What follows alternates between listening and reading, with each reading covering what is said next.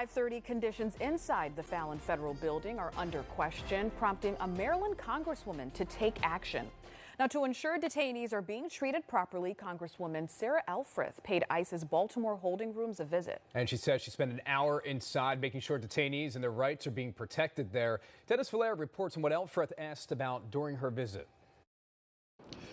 Representative Sarah Elfreth says she saw 8 or 9 detainees inside the holding rooms here in downtown Baltimore. Now, this visit comes 2 weeks after other members of the Maryland congressional delegation visited, and since Attorney General Anthony Brown lodged a lawsuit against ICE. The George H. Fallon Federal Building has been getting a lot of foot traffic from Maryland's congressional delegation.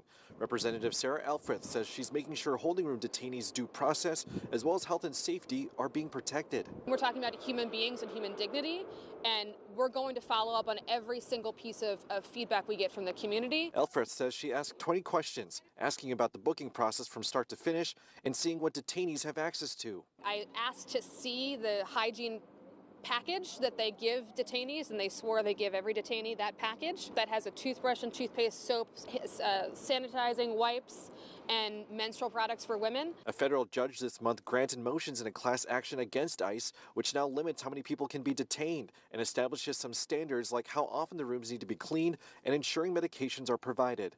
The Maryland Attorney General's office has also filed a lawsuit against ICE, asking for documents needed for an investigation. We're asking the court to declare their stonewalling unlawful and to order ICE to comply. ICE didn't respond to questions WJZ asked Monday, but has long defended its Baltimore holding rooms, saying in a previous statement, the continued fixation by the media to portray ICE processing centers in a negative light is both misleading and irresponsible.